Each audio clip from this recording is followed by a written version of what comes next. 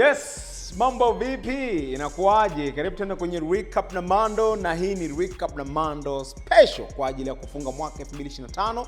Kwa hiyo kwenye hii Recap na Mando special nimeandaa matukio ambayo yali take over, yali make headline kwenye upande wa kiburudani hasa kwa wasanii wetu wa Tanzania. So tutajaribu kuzungumzia matukio ambayo yalikuwa makubwa zaidi kwa mwaka 2025. Hii ni Season 2 ya Recap na Mando episode ya 3. Recap na Mando, jiji linawaka, bongo 5 tunaongeza mzuka. Recap na Mando, stories zinafunguka, bongo 5 tunatingisha.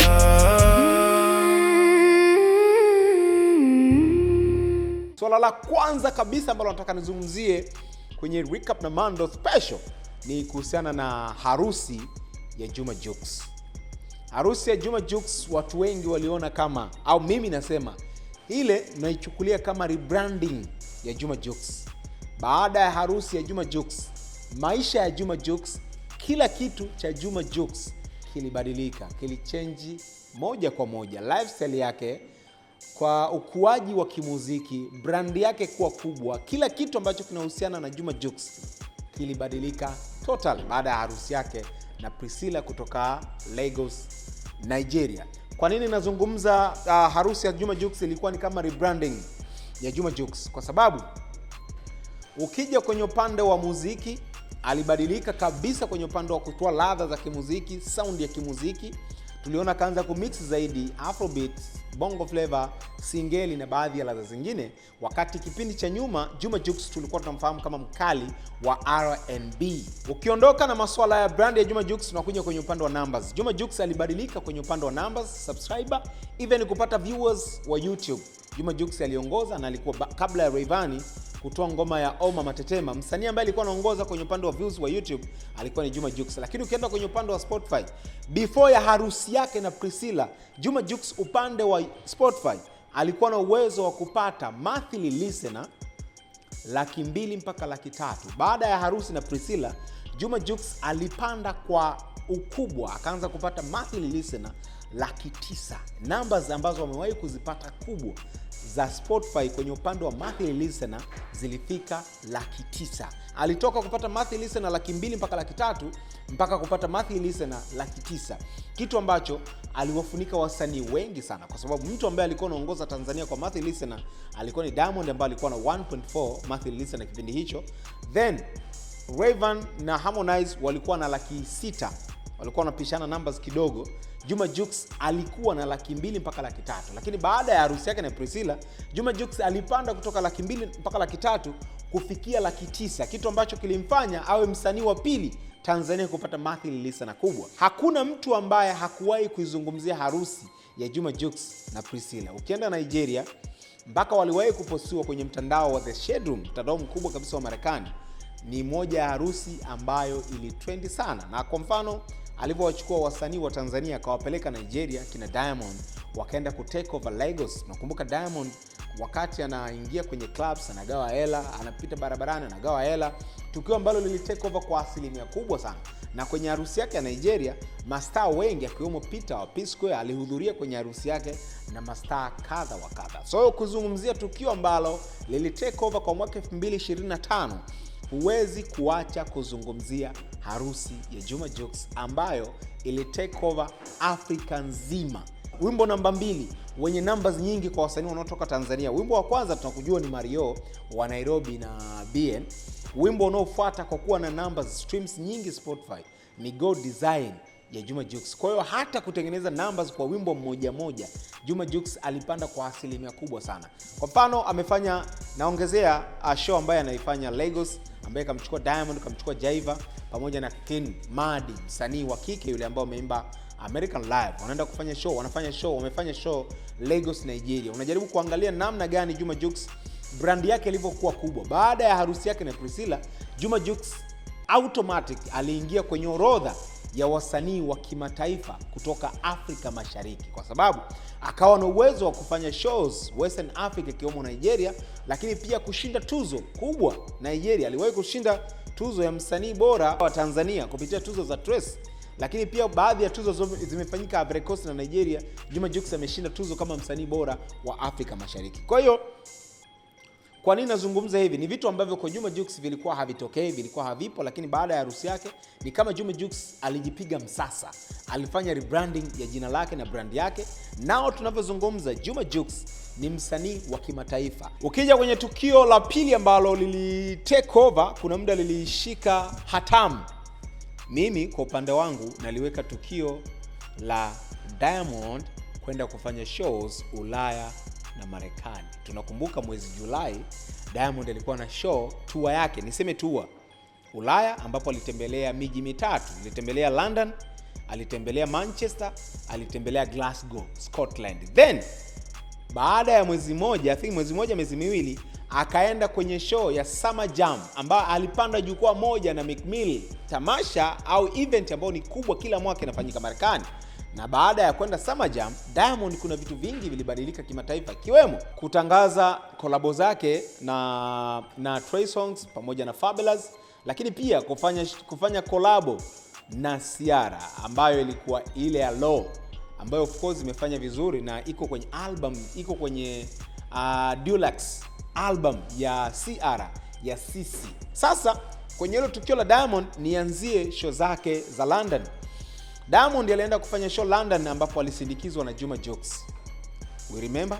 Na kwenye show za Diamond, moja ya kitu ambacho kili make headline ni baada ya kujaza arena ya Royal Albert iliyopo London, ambayo ina uwezo wa kuchukua watu 5,000 na ushee. Anakuwa msanii wa kwanza kutoka Afrika Mashariki kujaza arena kubwa Ulaya. Hilo ni moja. Mbili, kuwachukua wasanii wa Nigeria kama Mr Flavor, Tiwa Savage na baadhi ya wasanii kwenda kumpa support kwenye show yake ya London.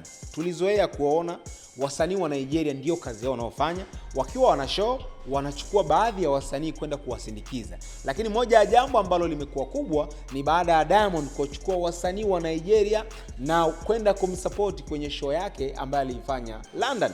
Kwenye muziki wa Tanzania hatukuzoea kuviona vitu kama vile, lakini Diamond alikuja kutuaminisha kwamba kila kitu kinawezekana. Na ukiangalia mwaka 2025 kwenye homa tukio, Diamond alitengeneza jina kubwa, brand yake ilikuwa kubwa Ulaya, na hata kwenye baadhi ya vipindi, baadhi ya shows, kwa mfano The Breakfast Show, alihojiwa Tiwa Savage akasema, mimi nashangaa sana Afrika huwa tunataja kuna Big 3 ambao ni Davido, Burna Boy pamoja na Wizkid, lakini mnamsahau sana Diamond, mnamsahau sana Rema.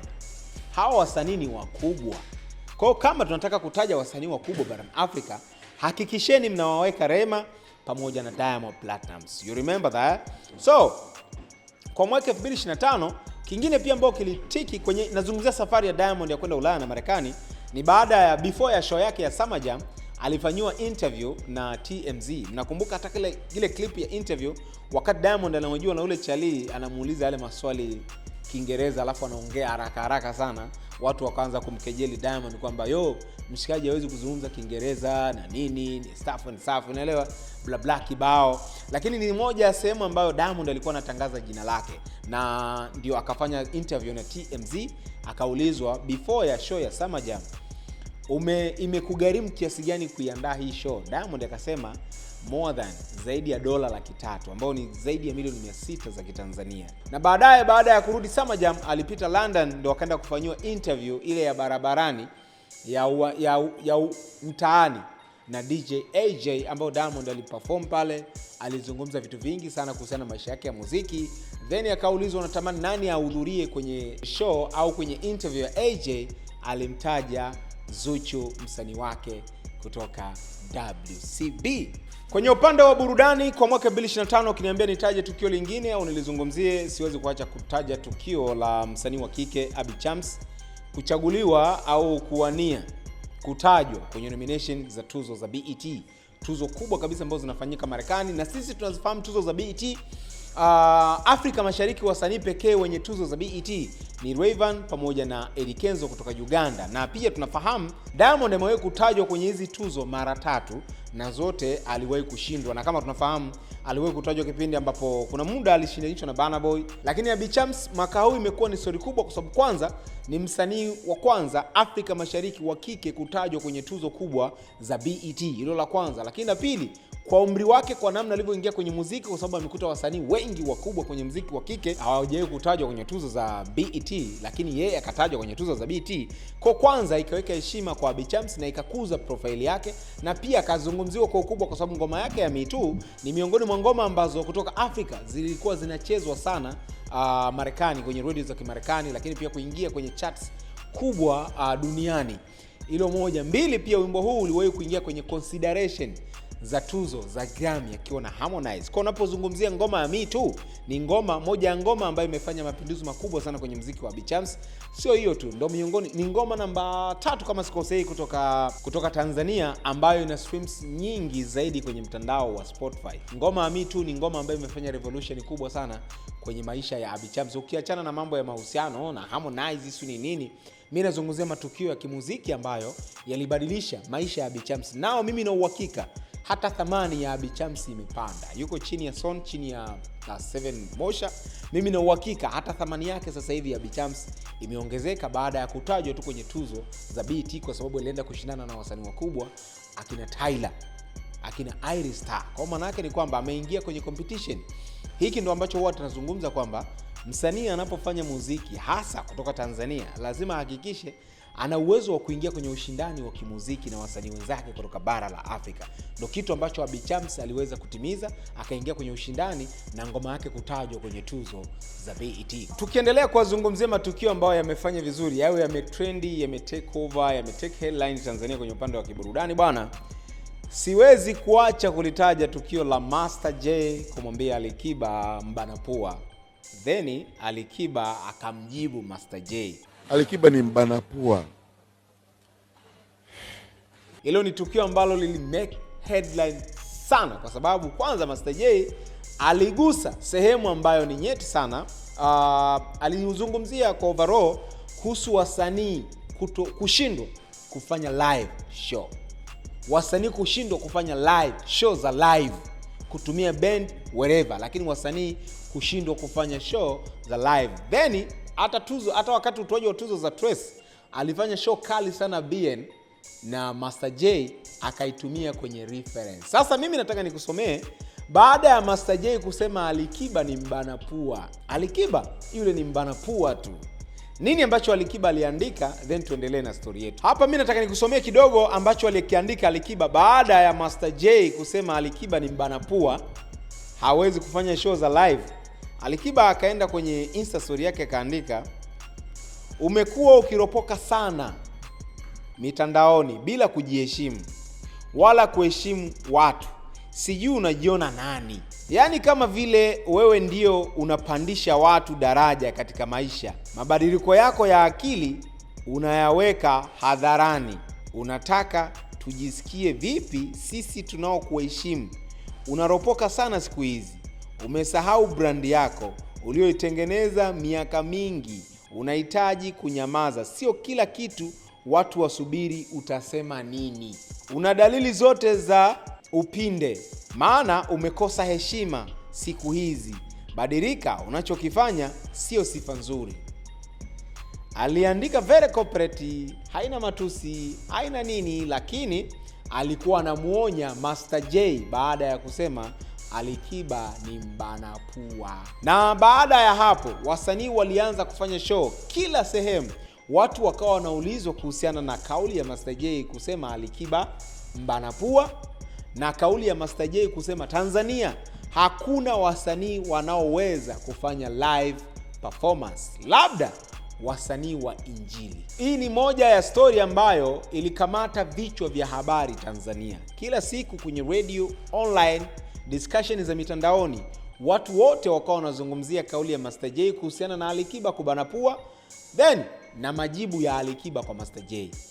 Ikawa ni story kubwa sana, kila mtu akawa anatoa maoni yake. Lakini baadaye ilikuja kuisha kwa sababu Master J alienda kufanya interview pale Crown na akasema wamemaliza na Alikiba. Then baadaye ikaja kufanyika show ya Trace, event ya Trace ambayo ilifanyika Zanzibar, wakaenda kuperform wasanii wa Tanzania. Mario aliperform au aliimba na Bien kutoka Kenya, then Bien akafanya vizuri kwenye live. Watu wakaanza kurewind kauli ya Master J baada ya kusema wasanii hawawezi kuimba live, na Master J alisema kabisa Bien ni mkali kwenye kuimba live.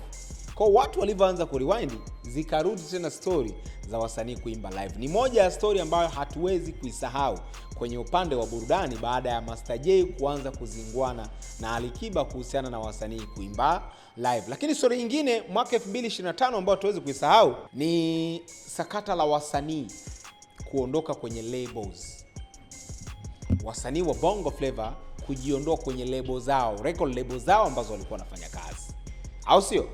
Tunakumbuka sakata la Mbosso na kujiondoa WCB miezi 5 iliyopita, lakini baadaye akaondoka Lava Lava, na issue ya Mbosso iliibua story kubwa sana. Lakini pia tunakumbuka issue ya Ibra kuondoka Konde Gang, K-Tuga na Tommy Flavor kuondoka Kings Music, lakini lingine Yami kuondoka The African Princess ya Nandi. Ni moja ya story ambazo ziliibua hisia za watu wengi na watu kuamini kwamba record label sasa hivi za kimuziki Tanzania hazina faida na kazi yake ni kunyonya wasanii, kwa sababu kila msanii anayeondoka kwenye record label, kwenye hizi label za kimuziki, lazima akazungumzie mabaya aliyofanyiwa kwenye record label badala ya kueleza namna record label zinavyokuza brandi za wasanii. Na watu wengi wakaenda mbali wakasema huenda pia wasanii wanaosajiliwa kwenye hizi record label hawapewi seminar namna wanavyokuza majina. Unakuta msanii anasainiwa kwenye record label moja au record label A, hajulikani, hana ngoma yoyote, brandi yake haijulikani. Baada ya kusainiwa, baada ya miaka kadhaa, brandi yake inakuwa kubwa, anakuwa na jina kubwa, ana uwezo wa kufanya shows, ana ngoma nyingi ambazo alifanya akiwa kwenye record label. Badala yake anaenda kuongelea mapungufu, matatizo ambayo alikutana nayo kwenye record label, anajisahau kuzungumzia brandi yake ilivyokuwa kubwa kupitia hiyo label ambayo ilimtambulisha yeye wakati ni nothing. Kwa moja ya story ambayo iliibua hisia za watu wengi ni namna wasanii wanavyoondoka kwenye record label. Mfano sakata la Mbosso na Diamond. Mac Voice hajaondoka Next Level kwa kauli ya Rayvanny, bado ni msanii wa Next Level kwa sababu hawajaterminate mkataba, bali kuna vitu havijakaa sawa, ndio maana Mac Voice hayuko Next Level Music. Harmonize alizungumza kuhusu Diamond, akasema hataki kutajwa tena kuhusu Diamond, na nao yeye ni mkubwa kuliko Diamond. Nikakumbuka story moja kipindi cha mwezi wa Ramadhani ambapo Harmonize alienda akakumbatiana na Diamond Ikulu wakati wa iftar. Kwa hiyo nikaanza kukumbuka, nikasema of course sio kwamba lilikuwa ni tukio kubwa sana, lakini miongoni mwa story ambayo ilifanya vizuri sana na ilizungumziwa. Watu waliona kama mwaka huu hakuna maswala ya ugomvi tena, kwa sababu Harmonize na Diamond walikuwa ni kama watu ambao wana upinzani fulani, na then wakaja kwenda kukutana kwenye tuzo za Trace wakasalimiana Zanzibar. Nazungumzia pia issue ya Kizimkazi ambapo Alikiba na Harmonize walikutana. Harmonize akamkumbatia Alikiba, wakazungumza, wakacheka, then baadaye wakaja kuonekana wanafanya collab wote. Kwa ni miongoni pia mwa matukio sio kubwa sana, lakini miongoni mwa matukio ambao, kwa sababu nimemtaja Harmonize issue yake na Diamond, miongoni mwa tukio ambalo pia lilizungumziwa kwa namna yake wakati Harmonize anakutana na Alikiba Zanzibar, kwa sababu Alikiba alikuwa ni mpinzani wa Diamond. Then wasanii wote ambao walikuwa chini ya Diamond walikuwa hawana maelewano mazuri na Alikiba, then Harmonize akakutana naye. Lakini mwaka huo pia Rayvanny akakutana na Alikiba wakafanya collab. Mwaka huo pia 2025 Mbosso ambao katoka WCB akakutana na Alikiba. Ni kama wasanii ambao walikuwa wanasema siku tukiondoka hapa msanii wa kwanza kukutana naye ni Alikiba. Kwa wasanii wote ambao walitoka kwa Diamond, lakini sikuwahi kumuona Lava Lava of course, walikawa wanafanya collab na Alikiba na staff. So ni miongoni mwa kitu ambacho nilitaka kukizungumzia kidogo, kitu ambacho kilifanya vizuri 2025. Tukija kwenye upande wa 2025, miongoni mwa matukio ambayo yametake headline ni EP ya Mbosso ya Room Number 3 na sakata lake na aliyekuwa boss wake Diamond Platnumz. Hii ni moja ya story kubwa iliyotokea kwenye upande wa kiburudani kwa mwaka 2025. Baada ya Mbosso kutoa EP ikafanya vizuri ya Room Number 3, Mbosso EP ikafanya vizuri ya kimuziki kuliko maisha yake yote aliyowahi kufanya muziki. Hajawahi kutake over kwenye upande wa kimuziki kama mwaka huu baada ya kutoa EP ya Room Number 3, hasa ngoma zake mbili ya Aviola pamoja na Power. Tena ngoma ya Power ndio ikaja kuleta story nyingine kubwa zaidi. Sasa ukija kwenye EP ya Room Number 3, mimi nazungumza ndio EP ambayo ilifanya mapinduzi kwenye maisha ya Mbosso ya kimuziki. Ukiachana na ngoma zake kufanya vizuri, Mbosso ndio msanii ambaye ni shabiki wa Simba aliwahi kupata nafasi ya kwenda kuperform kwenye paredi ya Yanga. Kupitia EP ilimpa nafasi ya kuperform kwenye paredi ya Yanga Jangwani kupitia ngoma yake ya Viola, ambayo ngoma ya Viola ilitumika kama ngoma ya kuikejeli Simba. Hii ni Room Number 3 ambayo ilifanya mapinduzi. Lakini mwaka 2025 Mbosso akapata nafasi ya kwenda kuperform Simba Day. Yaani Mbosso ndio msanii ambaye mwaka 2025 ametengeneza story ya kitofauti sana. Amefanikiwa kuperform Yanga kwenye paredi ya Yanga akiwa shabiki wa Simba. Then akafanikiwa kuperform Simba Day. Yaani ndio msanii ambaye amefanikiwa kuperform kwenye timu mbili kubwa Tanzania bila hata kugombana, na still akaendelea na ushabiki wake. Kwa hiyo nazungumzia hii yote ni matunda ya Room Number 3 ilivyofanya mapinduzi yake ya kimuziki. Mbosso ndio msanii inawezekana akawa amefanya shows nyingi zaidi Tanzania kupitia EP ya Room Number 3. Lakini EP ya Room Number 3 ikaja kuleta story baada ya Baba Levo kusema EP ya Room Number 3, ngoma ya Power, Diamond aliandika kwa 50%. Then Mbosso akakataa kwamba Diamond hajaandika kwa 50%. Then zikaanza kupostiwa klipu Mbosso akiwa na Diamond studio. Mbosso baadaye, Diamond baada ya kauli ya Mbosso kukataa, Diamond akaja kutoa kauli kuhusiana na ngoma hiyo na maisha ya Mbosso na kuzungumza vitu vingi sana kuhusiana na Mbosso. Nataka nikupitishe kidogo kwa kitu ambacho alikiandika Diamond baada ya Mbosso kulalamika kwamba Baba Levo huenda anatumwa na Diamond, na Diamond hatoi kauli yoyote.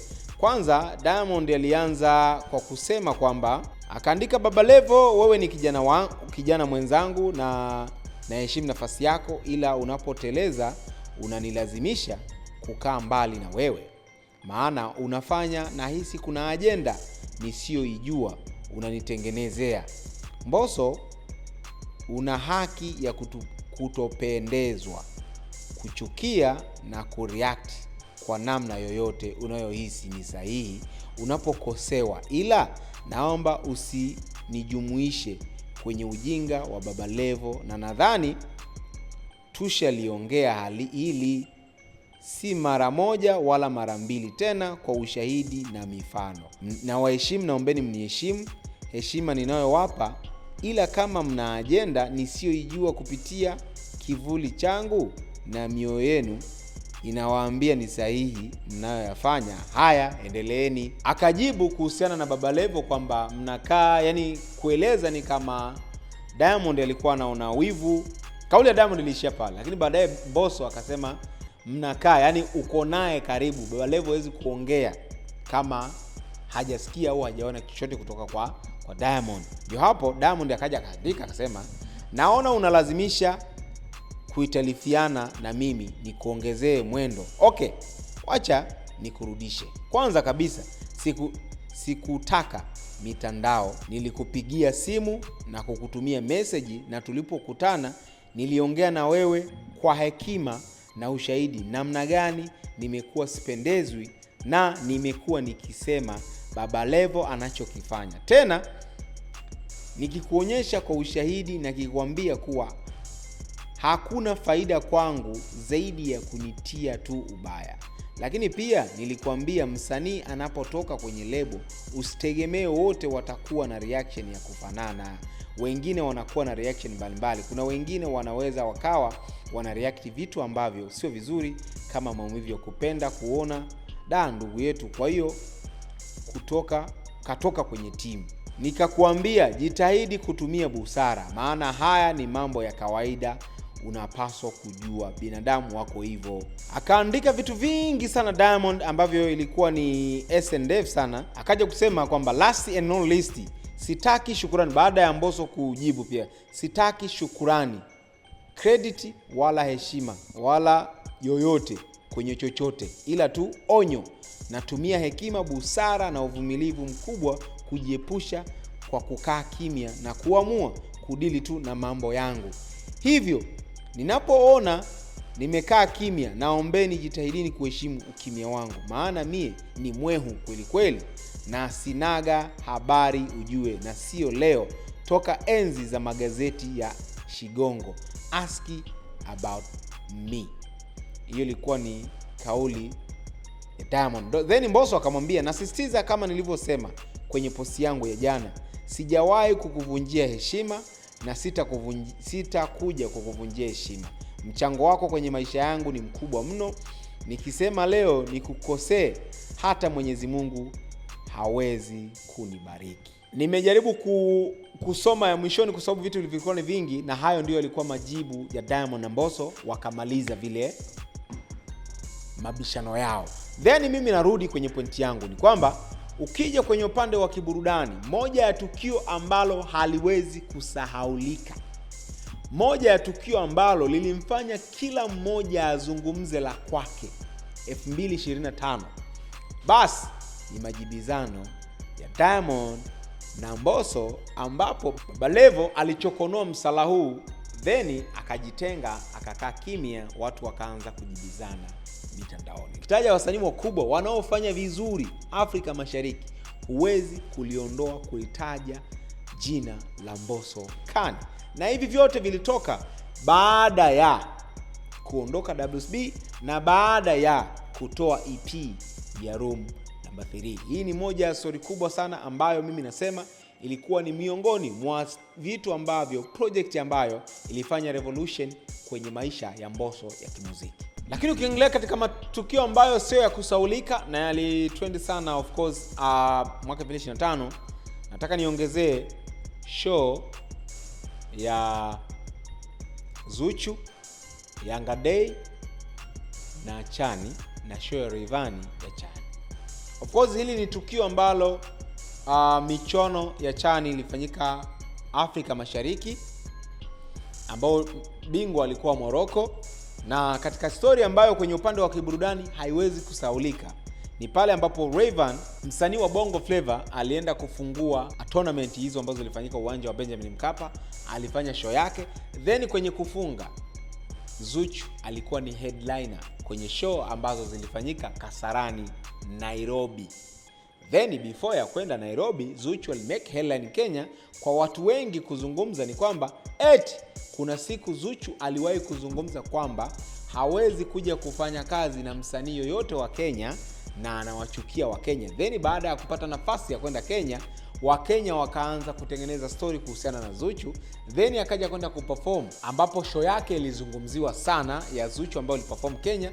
Then moja ya show ambayo pia ilimake headline kwenye upande wa kiburudani ni show ya Zuchu ambayo aliifanya siku ya Mwananchi au Yanga Day, ambapo ilikuwa na ubunifu wa hali ya juu sana. Of course, sio lazima kuzungumza sana, mimi nataka nikukumbushe tu miongoni mwa vitu ambavyo vilimake headline kwa mwaka 2025. Tukiendelea kuzungumzia matukio ambayo yalimake headline 2025 kwenye upande wa kiburudani, bwana, nisiache kutaja tuzo za Trace ambazo zilifanyika kwa mara ya kwanza Afrika Mashariki, na kwa mara ya kwanza kwenye ardhi ya Tanzania, na kwa mara ya kwanza Zanzibar. Mimi sitaki kuzungumza nani alichukua tuzo na nani hajachukua tuzo, but nazungumza namna tukio lilivyo take headline kwa upande wa kimuziki Afrika Mashariki na Tanzania. Kwa mfano, moja ya kitu ambacho kilizungumziwa sana ni Rema, show ya Rema, Diamond, performance ya Diamond, performance ya Harmonize, performance ya Bien. Kubwa zaidi ni Alikiba siwezi kusema kukimbia, Alikiba kususa kufanya show kwenye tukio la Trace Zanzibar. Show ya Bien nimeizungumza namna Bien alivyo trendi kwa kufanya live kali wakati ana perform na Mario, wimbo wa Nairobi. Alifanya moja ya show kali sana. Then Diamond ubunifu wake, na aliperform dakika nyingi sana. Aliperform of course na Juma Jux, akina Zuchu aliperform, lakini Harmonize pia aliperform baadhi ya ngoma zake 2-3 ikiwemo na Zanzibar. Then story kaja, Alikiba kususa kufanya show. Siku ya tukio mimi nilikuwepo of course, na sio hivyo tu kwenye tukio la Trace, na pia lilikuwa live, then baadaye likakata live kabisa kwa sababu zilikuwa zinafanyika kwenye beach, na wanasema baadaye maji yanakupwa na kujaa. Kwa baadaye maji baada ya kuanza kujaa kwenye bahari, na stage ilikuwa ufukweni, kwa nyaya ambazo zilikuwa zimefungwa zikafikiwa na maji, ikabidi waondoe nyaya zisiluane na maji, na miongoni mwa nyaya zilizotolewa ni zile ambazo zilikuwa zinarusha matangazo live. Sasa Alikiba hakufanya sound check, then kwenye show hakuperform, na sababu zilielezwa nyingi, ikiwemo Alikiba kwenye lile tukio la Trace, licha ya kufanyika wasanii walikuwa wengi, lakini kwa sababu kulikuwa na majanti wawili wa muziki wa Bongo Flava, Alikiba na Diamond, so kulikuwa na tukio la Trace, then kulikuwa na tukio la Diamond na Alikiba. Nani atafanya show kali? Kwa sababu mara ya mwisho kuona wanaperform sehemu moja ilikuwa ni kwenye matukio ya chama ya CCM ambayo ilikuwa inafanyika Dodoma, lakini lile lilikuwa ni tukio la kiburudani. Sasa watu wengi wakawa wanasubiri nani atatoa show kali kati ya Diamond na Alikiba, na ushindani wao ndio utaongezeka zaidi na watu watazungumza zaidi. Lakini baadaye Alikiba hakutokea kwenye show baada ya kusema kwamba hakuridhishwa na maandalizi na namna alivyotritiwa kwenye tukio la Trace, ikiwemo mpinzani wake kupewa dakika 15, then Alikiba kupewa dakika 4 za kuperform. Alikiba akaona hii mbona kama kuna kitu, na kama mnakumbuka Trace walikuwa wamedhaminiwa na Airtel, na kipindi kile Airtel walikuwa wanafanya kazi na Diamond, kwa maana yake yule ni msanii wao, lazima wachukue advantage ya kumpa faida msanii wao. Then Alikiba yeye akahisi mbona kama kuna vitu haviko sawa. Ni miongoni mwa sababu ambayo ilisababisha Alikiba asiperform kwenye tukio la Trace, lakini kulikuwa na sababu zingine ambazo Alikiba anasema treatment kama msanii mkubwa hakufanyiwa treatment vizuri, akiwa kama msanii mkubwa wa Tanzania na Afrika Mashariki. Then akaona wasanii wengine wanafanyiwa treatment vizuri, na yeye akafanyiwa treatment ambazo haziendani na brand yake, haziendani na level yake. Then maandalizi wakati anafanya sound check, maelewano yalikuwa ni kwamba Alikiba akaperform live na amefanya mazoezi ya kuimba live, lakini masaa kadhaa kabla ya show Alikiba akapelekewa taarifa kwamba kutokana na tukio lilivyo, kuna vitu vingi vitafanyika, wasanii hawatotakiwa kuperform live. Sasa Alikiba kwa sababu ya kulinda brand yake, na yeye alifanya mazoezi ya kuimba live, baadaye analetewa taarifa hatakiwi kuimba live, akaona hapana, haitanifaa kwa sababu mimi rehearsal na mazoezi yangu nimefanya kuimba live. Then masaa kadhaa yamebaki, jioni wakati wa sound check unaniletea taarifa kwamba nisiimbe live, nikaimbe kawaida, na wakati mimi mazoezi yangu yote najiandaa na hii show nilikuwa najiandaa kuimba live. Akaona nope, hii haitawezekana. Kwa kulinda heshima yangu, kulinda brand ya Alikiba ambayo nimeitengeneza kwa siku nyingi, hii show siwezi kuperform. Na kweli watu wengi walihisi labda ni utani. Alikiba aligoma kuperform na baadaye akaondoka zake kwenye hoteli ambayo alifikia. Na of course watu wengi walimuelewa Alikiba kwa kulinda heshima ya jina lake na kulinda brandi yake, walimuelewa na wakasema it's okay, yupo sahihi. Lakini baadaye hatukujua maelewano yao na Trace yalikuwaje na walimalizana vipi. Lakini hii ni moja ya story kubwa sana ambayo ilisumbua vichwa vya habari baada ya Alikiba kususa kuperform kwenye utoaji wa tuzo za Trace, na wasanii wengi waliperform akiwemo Rema, Yemi Alade, Diamond Platnumz, Juma Jux, Zuchu, Harmonize, Mario na baadhi ya wasanii wengine wengi akiwemo Nandy. Katika tukio la mwisho ambalo mimi nazungumza limefanya vizuri kwa 2025 na limetake headline, ni issue ya mashabiki kuwakataa wasanii wao.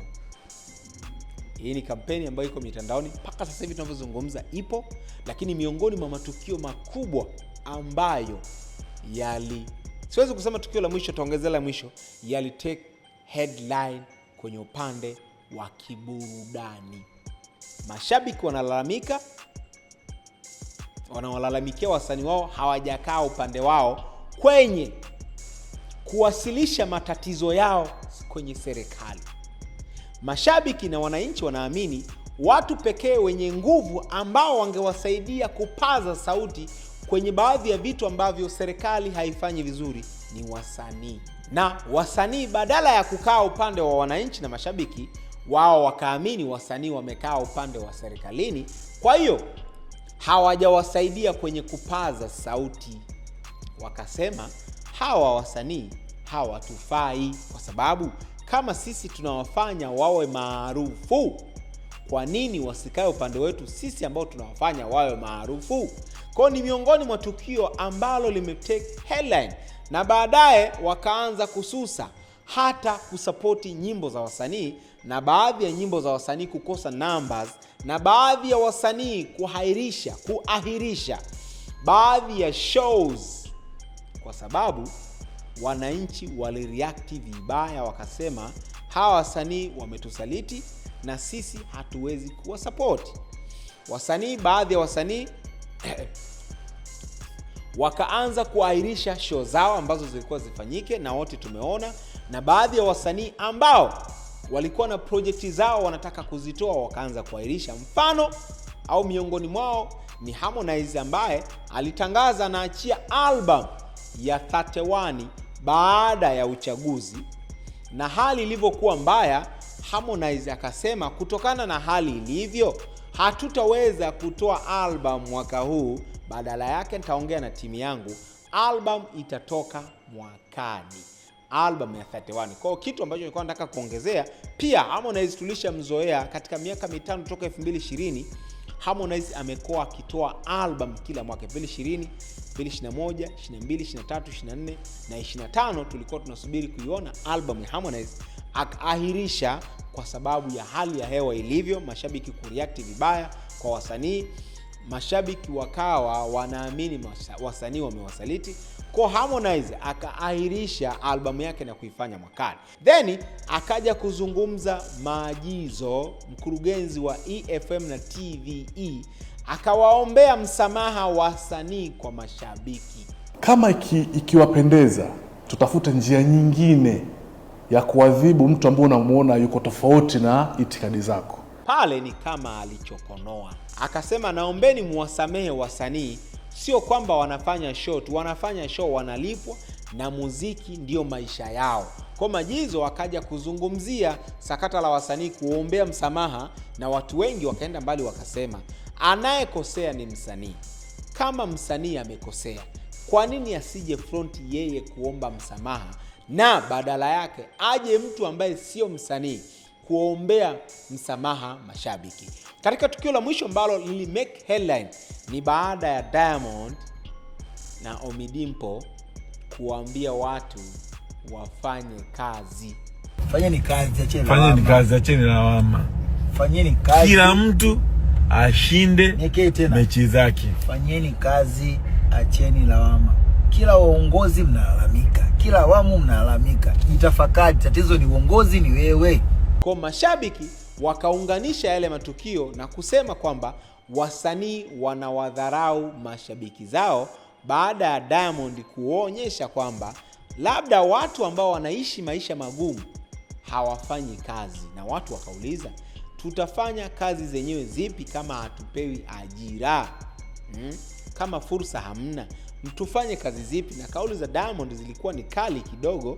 Kwa hiyo hizo kauli kali mashabiki walireact na kusema kwamba hawa ni miongoni mwa wasanii ambao wanatukejeli, na sisi ndio ambao tunawapa kula, kwa sababu tunaenda kukaa kwenye show zao, lakini pia tunaenda mitandaoni YouTube, Spotify na Audmack na sehemu zingine kwenda kutazama nyimbo zao na kuwapa streams. So anapokuja anasema hatufanyi kazi, maana yake ni kwamba ametukejeli. Kwa hilo tukio lili make headline na kila mmoja akawa anazungumza la kwake baada ya Diamond kusema kwamba wasanii wafanye kazi. Kwa hiyo Ukiunganisha na mashabiki kuwakataa wasanii, waliunganisha doti nyingi sana zingine, wakiamini wasanii wanawadharau mashabiki zao, wakati mashabiki ndio mabosi zao. Kwa wasanii mashabiki wanaamini wao ndio mabosi kwa wasanii. Kwa nini wasanii wawadharau? Ikaja mgongano na wakasema wasanii wamekaa upande wa serikali, hawataki kuwasemea wao matatizo yao serikalini, changamoto walizonazo mtaani na kwenye maisha. Watu wenye uwezo, wenye influence ya kupaza sauti na serikali ikasikia ni wasanii, na wasanii hawajakaa upande wao, badala yake wamewasaliti. Kwa hiyo ikawa ni ugomvi kati ya mashabiki na wasanii, issue ambayo ilivuta sura mpya mpaka Majizo kujitokeza na kuwaombea wasanii msamaha, na watu wengi wakaamini huenda labda muziki wa Bongo Flava unaenda kufa kwa sababu mashabiki hawataki kusapoti wasanii. Maana yake ni kwamba wasanii hawatafanya kazi, maana yake ni kwamba muziki wa Bongo Flava utakufa. Kwa hiyo katika kitu ambacho naweza nikasema kwenye Recap na Mando, 2025 imetufundisha vitu vingi sana. 2025 imetufundisha kuwa burudani sio muziki tu. Hiki kitu ambacho nataka nimalize. Burudani sio muziki tu. Burudani ni maamuzi. Burudani au muziki ni sehemu ambayo ina uwezo wa kusaidia kwenye maamuzi ya vitu mbalimbali. Lakini muziki na burudani sio tu burudani, ni mahusiano kati ya wasanii na mabosi zao ambao ni mashabiki. Kwa hiyo muziki au burudani ni maamuzi, muziki ni mahusiano. Kwa kitu ambacho wasanii wanatakiwa kukijua ni kwamba watu wanaowafanya wale mabosi zao ni mashabiki, kwa sababu wao ndio wananunua kazi zao. Ukija kwenye upande, watu wengi wakahoji wakasema, kwani wasanii wakiwa wanaenda kufanya show za siasa? Watu wengi wakaamini wasanii wengi wanatumika kisiasa, labda wanafanya show za siasa sana, wanafanya show za CCM. Sasa watu wengi wakahoji, hawa wasanii wanaoenda kuperform wanawaimbia watu gani? Wanawaimbia wanasiasa au wanawaimbia wananchi hao? Kwa hata wasanii wakienda kuperform CCM wanaenda kuwaimbia Watanzania na ndio mashabiki. Hata wakienda kuperform Chadema wanawaimbia Watanzania. So kitu ambacho wasanii wanatakiwa kujifunza, lazima wajaribu kutengeneza mahusiano mazuri na mashabiki zao. So miongoni mwa matukio kwangu mimi ambao naamini yamekiki sana 2025 ni hayo. Labda kwako wewe unahisi matukio gani mimi nimeyasahau hayamefanya vizuri 2025 sijayataja? Naomba nitajie chini matukio ambayo naamini kabisa yamefanya vizuri kwenye upande wa kiburudani, kwenye muziki kiburudani, yamefanya vizuri 2025, mimi sijasahau, ili next time tujaribu kuyaingizia kwenye Recap na Mando special. Mimi ni Mando, nyuma ya kamera ni mwanangu anaitwa Kashmir. Tukutane next time.